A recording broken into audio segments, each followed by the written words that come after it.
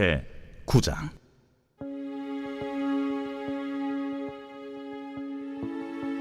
여호와께서 모세에게 이르시되 바로에게 들어가서 그에게 이르라.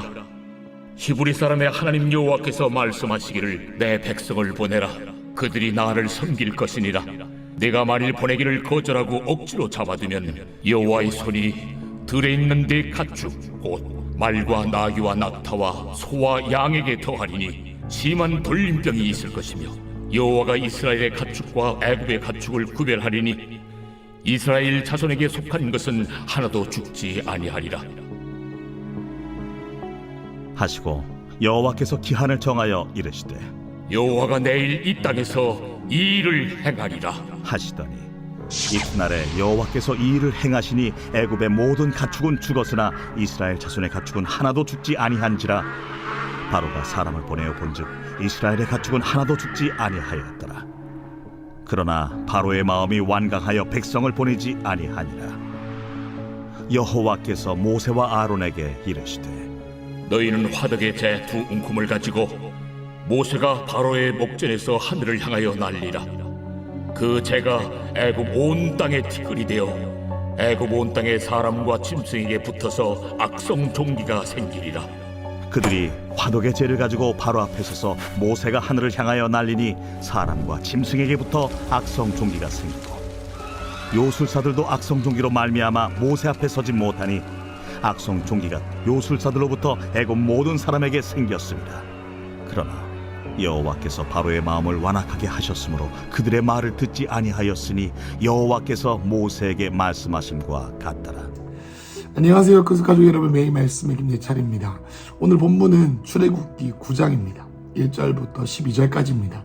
어제 주일 본문은요 8위 재앙이었는데 넘어가기로 하고, 오늘은 5번째 재앙인 악독, 그리고 6번째 재앙인 독종이라고 하는 재앙들을 가지고 말씀을 나누겠습니다. 오늘 1절에 보면 모세에게 여호와께서 다시 말씀하십니다. 바로에게로 들어가라 라고 하면서 또 늘 그렇게 하셨던 것처럼 예수님께서 친절하게 모세에게 바로에게 뭐라고 해야 될지에 대해서 그의 기도의 시간들을 통해서 말씀을 하시죠. 여러분, 그런데 여기 보면은 1절에 히브리 사람의 여호와께서 말씀하신다. 내 백성을 보내라 라고 합니다. 여러분, 내 백성을 보낸다. 이 이스라엘 백성의 해방을 이 모세가 꼭 이루어내야 하고 그것을 위하여 이 열 재앙이 있는 것이죠. 그런데 2절에 보면 새로운 단어가 나옵니다. 네가 만일 보내기를 거절하고 억지로 잡아두면 이라는 단어가 나오죠. 바로야, 내가 이스라엘 백성들이 너무 필요하고 그들이 해방이 되어야 하는데 네가 억지로 잡아들을 딱 데리고 있으면은 3절 이번에는 여호와의 손이 가축들에게 돌림병이 있게 될 것이다 라는 겁니다. 5번째 재앙, 악독이라고 하는 역병 혹은 가축들을 향한 돌림병에 대한 이야기입니다. 여기 보면 말과 나귀와 낙타와 소와 양 이런 얘기들이 나옵니다. 여러분, 이 5번째 재앙인 이 역병은요 또 다른 이집트의 우상에 대한 이야기이기도 합니다. 여러분, 이 이집트에는요 대부분의 가축들을 모양으로 한 우상들이 많이 있었습니다. 그 중에 하나가 유명한 게 뭐였죠? 맞습니다. 소입니다. 소. 이스라엘 백성들이 광야에서 뭘 했습니까? 맞습니다. 금송아지를 만들었죠. 이 금송아지를 만들었다라는 것이 무엇이겠습니까?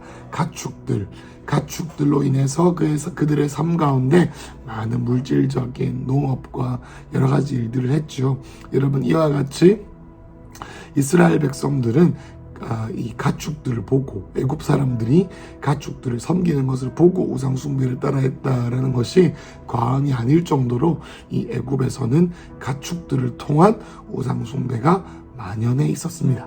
그래서 이 4절에 보면은 여호와가 이스라엘의 가축을 죽이는데, 이번에는 하나님께서 4절에 이스라엘의 가축과 애굽의 가축을 구별한다 이렇게 말씀하십니다. 여기 이스라엘 백성들이 있던 곳에는 주님께서 특별히 구분하셔서 하나님의 말씀, 주님을 경외하는 자, 그리고 모세의 말씀을 믿고 따르는 자에게는 주님께서 보호하신다라는 얘기가 나옵니다. 그리고 이 5절에 기한을 정해서 이 주님께서 행하신다고 했고 6절에 보면 이튿날 바로 그 내일에 실제적으로 애굽의 모든 가축들이 역병, 돌림병으로 인하여 죽었고요. 그리고 이스라엘의 자손의 가축들은 죽지 않았죠. 여러분, 그러고 나서 끝났죠. 7절에 보면은 바로가 사람을 보내 보니 이스라엘의 가축이 하나도 죽지 않았습니다. 그런데 이 바로의 마음이 완강해서 백성들을 여전히 보내지 않았습니다. 뭐 이유를 생각해 보면 많은 신학자들이 말하기로 바로는 자기에게 직접적인 고통이 없으니 보내지 않았다라고 표현을 하기도 합니다. 여러분, 그런데 여기서 끝난 게 아니죠. 하나님께서는 바로 모세에게 또 다른 재앙을 바로 말씀하시는데 그것이 바로 이 종기, 악성 종기라고 하는 독종입니다.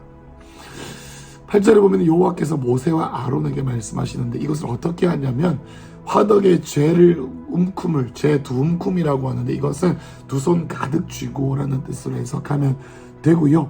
모세가 바로의 목전에서 하늘에 향해 날린다 이렇게 나와 있습니다. 그러면 이제 그것이 티끌이 되고 온 땅의 사람과 짐승에게 악성 종기가 된다라고 하는 것이죠. 가축들의 죽음에도 불구하고 이 자신의 하나님의 말을 듣지 않는 바로와 이 애굽 백성들에게 하나님께서 이번에는 독종이라고 하는 악성 종기를 주셨습니다. 여러분, 무엇입니까? 이 화덕, 이 가마솥 밑에 있는 여러분 있죠, 잿더미. 여러분, 우리가 뭘 태우고 나면은 잿더미가 남죠. 그러니까 잿을 두 움큼 쥐고 확 공기 중에 던지는 겁니다. 여러분, 그런데 문제는 무엇이죠? 그 잿가 초자연적인 하나님의 역사의 통로가 되어서 온 땅에 티끌을 종기의 바이러스로 만들어버리는 이 기가 막힌 초자연적인 하나님의 재앙이 펼쳐지는 것이죠. 그러고 나서 10절에 똑같이 그렇게 하게 되고 악성 종기가 왔습니다. 나타났습니다. 그리고 나서 11절에 요술사들도 악성 종기로 모세 앞에 서지 못했죠. 요술사가 어떤 자들이었습니까? 항상 모세가 이 기적을 행하고 재앙을 행할 때마다 우리도 이 정도 할 수 있는데 라고 하면서 하나님의 일하심을 조롱했던 자들이죠. 하나님의 일하심을 조롱하면서 바로의 마음을 더 강팍하게 만들었던 자들에게 주님께서 벌하시는 내용이 나오게 되고 12절에 보면은 그러나 바로 여호와께서 바로의 마음을 완악하게 하셨고 여전히 바로는 이전과 같은 삶을 살게 됩니다. 오늘 이 말씀을 보면서 늘 똑같은 이야기를 하는 것처럼 보이지만 오늘 우리는 한 단어에 대해서 집중하고 싶습니다. 그것은 바로 여호와의 손이라고 하는 단어입니다. 여러분, 저의 삶에도 여러 가지 일들을 통해서 하나님의 손이 내 삶 가운데 있다는 것을 선명하게 느꼈던 적들이 많이 있었습니다. 대부분의 일들은 역시 환난이었습니다. 여러분, 저의 삶에 있었던 환난들을 좀 돌이켜보면 그때마다 어떤 느낌이 들으냐면요, 하나님께서 내 삶 가운데 어떤 강하게 임재하고 계시고 누르고 계시고 하나님의 손이 내 삶을 인도하고 지도하고 이끄신다라고 하는 이런 확신이 이 환난과 어려움의 때마다 있었던 것 같습니다. 여러분, 그런데 하나님의 손이 우리의 삶 가운데 있을 때 우리가 어떻게 반응해야 할까요? 여호와의 손이 임하신다라는 것은 어떤 의미냐라고 했을 때 하나님께서 능동적으로 주님의 감권적이고 주권적인 구원을 때로는 적극적으로 간섭하실 때 내 삶 가운데 느껴지는 이런 인상과 영적인 체험들이죠. 그러니까 히브리인들이 하나님의 이 개입과 간섭과 이 주권적인 능동적인 구원의 사역을 표현하기 위해서 이 손이다라는 단어를 썼습니다. 여러분, 우리 모두 마치 하나님께서 오늘 바로에게 기한을 정하여 재앙을 주시고 또 때를 정하여 주님께서 허락하셨던 것처럼 저와 여러분의 삶 가운데 때로는 하나님의 손이 임하는 것처럼 느껴질 때가 있습니다. 하나님의 손. 여러분, 하나님의 손이 임한다라는 것은 이 바로의 입장에서 보면은 바로가 하나님의 복을 받기 위하여 하나님의 인도하심과 주님의 이 계획대로 살기 위하여서 내 안에 내려놓아야 될 것, 내 안에 내어드려야 할 것, 내 안에 내어드려야 될 것이 있음에도 불구하고 내가 나의 강팍함과 나의 교만함과 나의 고집과 나의 교만함으로 계속 붙잡고 있던 나의 고집이 있습니다. 여러분 그것들을 하나님께서 때로는 우리에게 여호와의 손이 임하셔서 내려놓고 자유케 되어질 수 있도록 우리의 삶 가운데 허락하시는 그런 일들이 있다라는 것을 우리는 꼭 기억해야 합니다. 여러분, 그런데 계속적으로 바로를 통해서 우리는 우리의 마음의 상태에 대해서 잘 알 수가 있죠. 하나님의 손이 임하는 것 여러분 느껴보신 적이 있으십니까? 하나님의 손이 임하게 되면요 막상 두렵습니다. 내 인생이 내 힘으로 안 될 것 같고, 또 내 인생에 정말 내가 불가항력적인, 내가 저항할 수 없는 어떠한 힘이 있다라는 것을 알게 되기도 하고, 또 그 과정 가운데에서 때로는 우리가 순종하고 싶지만 순종하지 못하는 우리에게 이 환난과 어려움이라고 하는 하나님의 손을 통하여서 순종하게 되어지는 그런 역사가 있기도 합니다. 여러분, 바로는 이 여호와의 손이 임했을 때에 어떻게 반응했습니까? 때로는 여호와의 손이 임하는 것이 그에게 직접적인 영향을 미치지 않고 가축을 죽이는, 그냥 버틸만 하고 볼만 하고 내가 해야 될 문제가 아니니까 나에게 직접적인 피해가 오지 않으니 그것을 뒤로 하고 지부해버립니다. 때로는 여호와의 손이라는 것이 우리의 삶 가운데 직접적으로 오지 않아도 우리의 삶 주위에서 일어나는 일들과, 때로는 목사님과 사모님과 우리의 영적인 리더들을 통해서 우리에게 들려지는 음성으로 들려질 때도 있는가 하면, 때로는 종기와 같이 우리의 삶 가운데 실제적으로 임하게 되는 부분들이 있죠. 하나님께서는 이 두 움큼으로 준 잿더미로도 하나님께서는 우리의 삶 가운데 재앙을 허락하실 수 있는 분이죠. 그러니 우리는 어떻게 하여야겠습니까? 우리의 삶 가운데 있는 여호와의 손이 임할 때마다 우리는 어떻게 반응해야 할까요? 하나님, 이 여호와의 손이 임할 때 내가 반응할 수 있게 주님 인도하여 주십시오. 또는 내가 하나님 내 삶 가운데 임하신 주님의 손을 발견하기 원합니다 라는 것이죠. 여러분, 하나님께서는 우리의 마음을 계속 부드럽게 두드리고 계십니다. 여러분, 그런데 이 하나님의 손이 임하시는 것을 거부하고 반항하고 하나님께서 내려놓으라, 나에게 순복하라, 마음을 꺾으라 라고 하실 때 그렇게 하지 아니하고 내 식대로 내 뜻대로 하면 어떻게 됩니까? 하나님께서 이제 내버려 두시는 일들이 일어납니다. 오늘 말씀 12절에 보면 무슨 얘기가 나오냐면요, 여호와께서 바로의 마음을 완악하게 만드셨다라는 얘기가 나오게 돼요. 이런 바로의 마음을 완악하게 만들었다라는 것은 하나님께서 오셔서 바로의 마음을 전혀 하나님을 알지 못하도록 저주를 내리셨다, 이런 것이 아닙니다. 여러분, 로마서 1장에 보면은 하나님의 진노라는 단어가 나오는데, 죄를 짓고 사람이 자기 마음대로 살다 보면 하나님께서 우리에게 벌을 주시는데 그 벌의 형태가 뭐라고 나옵니까? 하나님의 진노 형태가 뭐라고 말합니까? 내버려 두심, 유기하다라는 것이요.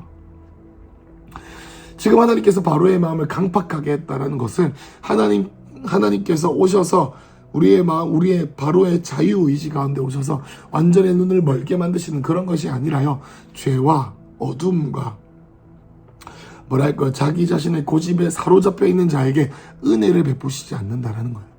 하나님의 은혜를 계속적으로 거부하는 자에게 하나님께서는 더 이상 은혜를 베푸시지 아니하시고 바로 나름대로의 육욕과 헛된 망상과 헛된 생각과 그의 타락 가운데 내버려 두시는 것이죠. 이미 사탄이 그를 붙잡고 있는 그 사탄이 그 바로의 삶을 죽이고 빼앗고 멸망시키는 것을 내버려 두신다라는 것이죠. 여러분, 이와 같은 일들이 많이 일어나죠. 사울에게도 이런 일이 일어났었죠. 이스라엘 백성들에게도 이런 일이 일어났었죠. 하나님께서 우리 모두에게 자유의지를 주셨습니다. 자유의지다라는 것은 하나님께 가까이 가는 순종의 고백이든, 또는 우리 마음대로 사는 것이든, 이 모든 것 가운데 주님께서 우리를 강제로 하지 않으시고 능동적으로 즐거이 주님을 기뻐하는 자들에게 더 큰 은혜를 주시되, 내가 의지와 뜻을 정하여 하나님께 가까이 가지 않으려고 하는 자들에게는 주님께서 가까이 가지 아니하신다라는 겁니다. 자, 오늘 말씀을 좀 마무리하죠. 오늘은 지속적으로 같은 단어를 제가 썼습니다. 하나님의 손이라는 단어입니다. 하나님의 손이 여러분 가운데 있다는 것을 여러분 느끼십니까?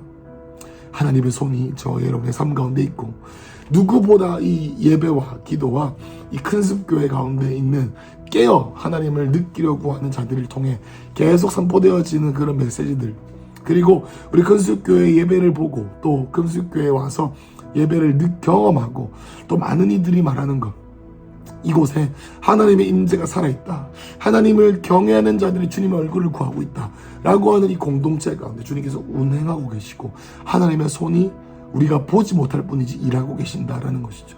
여러분, 그러한 하나님의 손을 보게 되는 은혜가 있기를 축복합니다. 눈을 열어 내 삶에 임하신 하나님의 손을 발견합시다. 그리고 하나님의 손이 내 안에 있을 때, 내 위에 있는 걸 발견했을 때 그 하나님의 손이 우리 안에 어떤 것을 자유케 하게 원하시는지, 여러분 재정입니까? 여러분 관계입니까? 여러분 가족입니까? 우리와 소울타이 되어져 있고 우리가 고집하게 되어 있고 하나님의 약속으로 말미암아 오게 된 사명의 자리이지만 어느새 내가 하나님과 동행하지 아니하고 내 마음대로 하다 보니 묶여져 버린 것이 되어 있습니까? 그렇게 하다 보니 그 나와 소울타이 되어져 있는 사람들, 소울타이 되어져 있는 그런 하나님이 기뻐하지 아니하시는 나의 마음의 어떤 방향성들이 우리에게 재앙으로 느껴지진 않으십니까? 그것이 우리에게 환난과 시련이 되지 않습니까? 그 과정 가운데 우리가 어떻게 반응해야겠습니까? 하나님의 손이 임했을 때 하나님의 손을 의지하여 성령님, 내가 자유케 되기 원합니다. 마치 바로가 하나님의 일을 이루기 위하여서 이스라엘 백성들을 내어드렸던 것처럼 나의 습관과 나의 생각들을 내어놓기를 축복합니다.